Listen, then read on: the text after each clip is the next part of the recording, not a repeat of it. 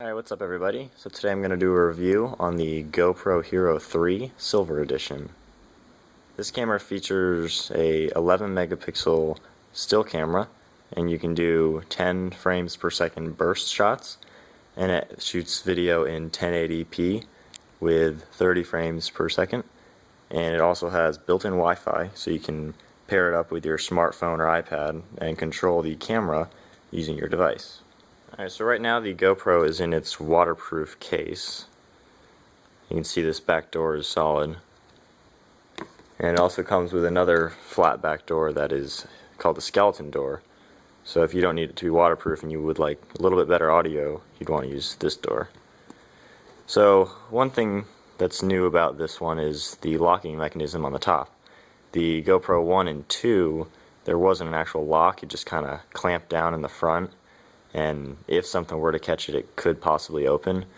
So for the 3s, this first arrow right here, you pull that in, and then you lift up on the top, and it pops the top off.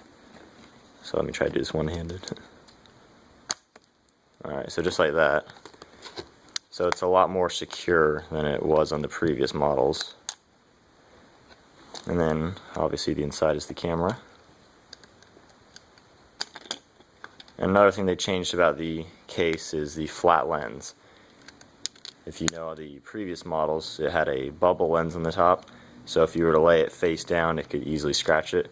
Whereas this, the black frame, is actually higher than the lens, so you don't have to worry about scratching it that easily. Alright, so now let's take a look at the camera. So this camera is a lot smaller and lighter than the previous two models. And it also features the entire edge. You can see that texture. It's kind of a rubbery feel, so it gives you a much better grip if you're just holding the camera without using the cases. So on this side, you got your Wi-Fi button, and then the other side, this door right here, when you take this out, the SD card slot is on the bottom here, which is a micro SD card. And then you have your charging cable that plugs into there, and then an HDMI port. And the previous two models, they used standard SD cards, and the 3s use a micro SD card. So that definitely helped to cut out a lot of the size. And then on the back of it, to take the battery out, you just pull this tab this way, and this is a door that pops off, and the battery's inside of it. So now I'll turn on the GoPro and cycle through some of the menus so you can see how to use it. So the button on the front is your power button, and you just hold it down to turn it on. So when you first do get it, how you can see it says 1080 up there, it actually comes with just shooting 980 or 960, and you can just go into the menu and change that. But you can see the battery meter, and then where it says 4 hours 42, that's telling you that that's how much video time you can record.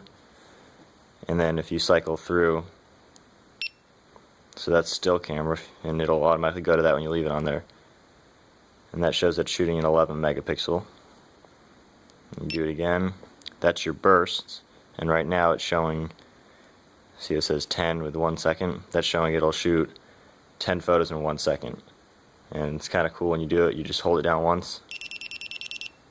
So I just shot 10 photos in 1 second.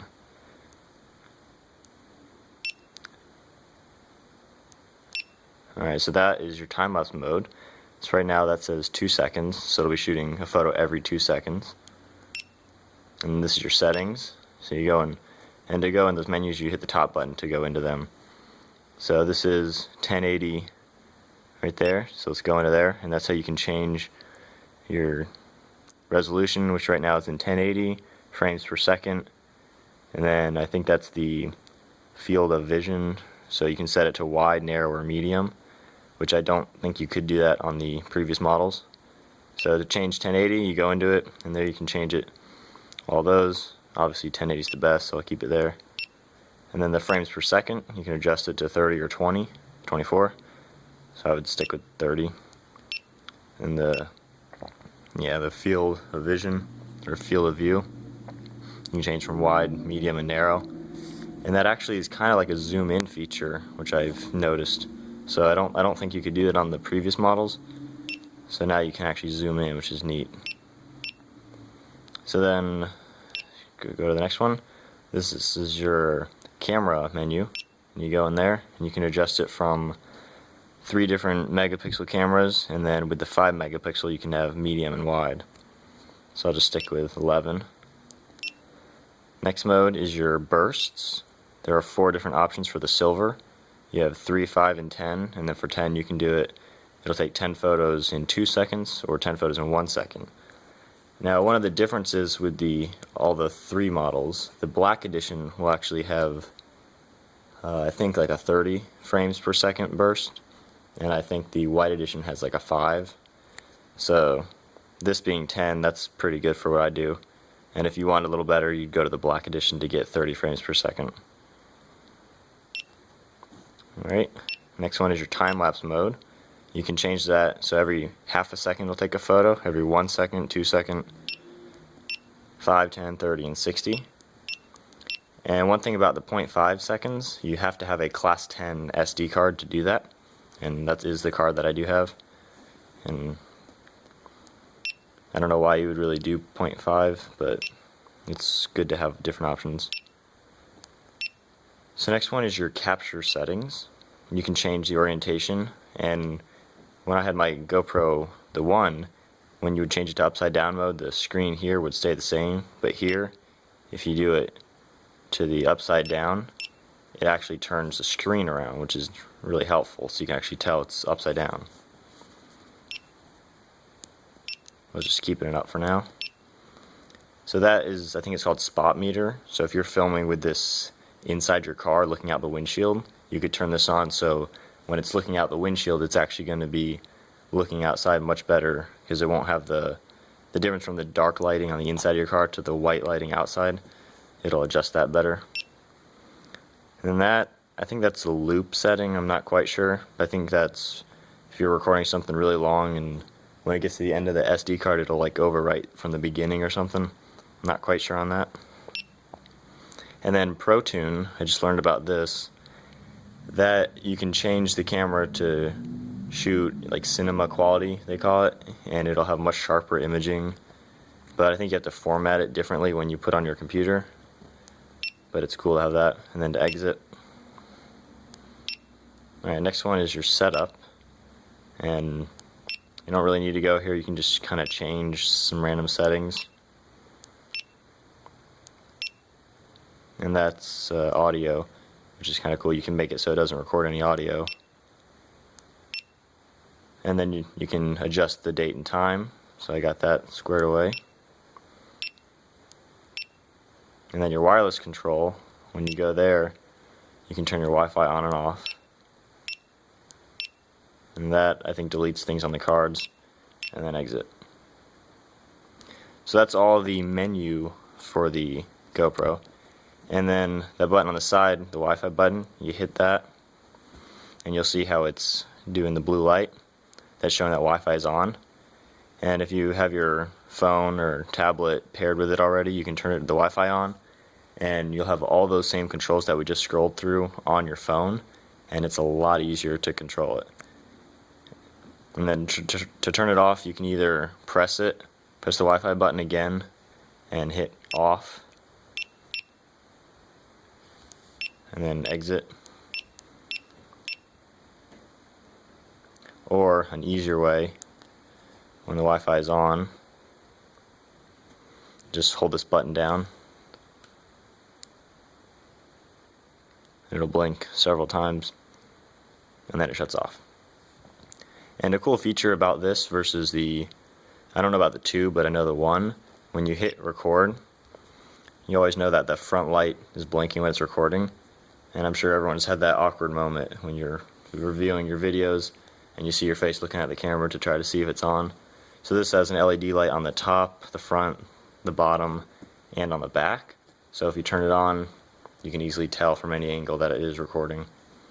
So that makes it a lot better and user-friendly. Cool features about the new exterior of the camera. The button in the front and on the top are now much bigger. They're about the size of your finger.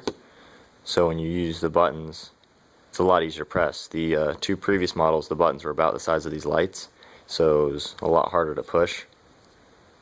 And here's a little drawing I did right before I sold my other GoPro.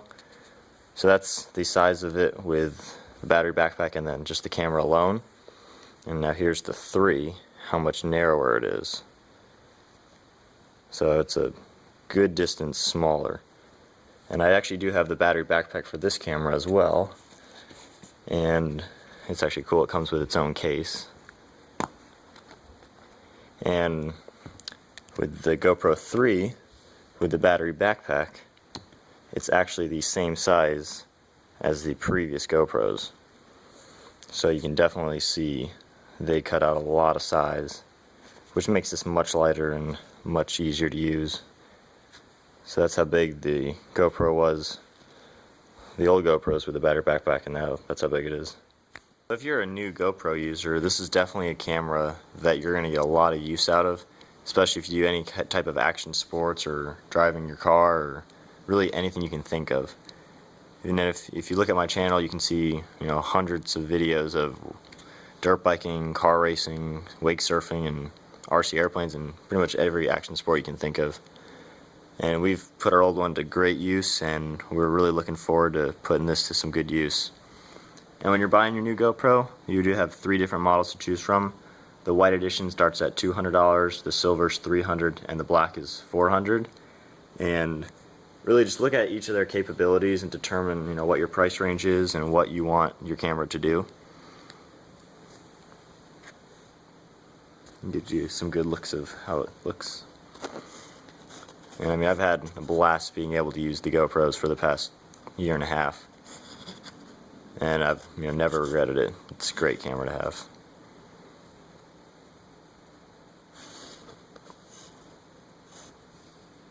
So be sure to subscribe to my channel for some really cool future videos that we're going to be putting up. We're going to get a lot of use out of this camera, and its new capabilities are really going to help us out with our progression in the camera world, and we're going to have a great time using this camera. So subscribe.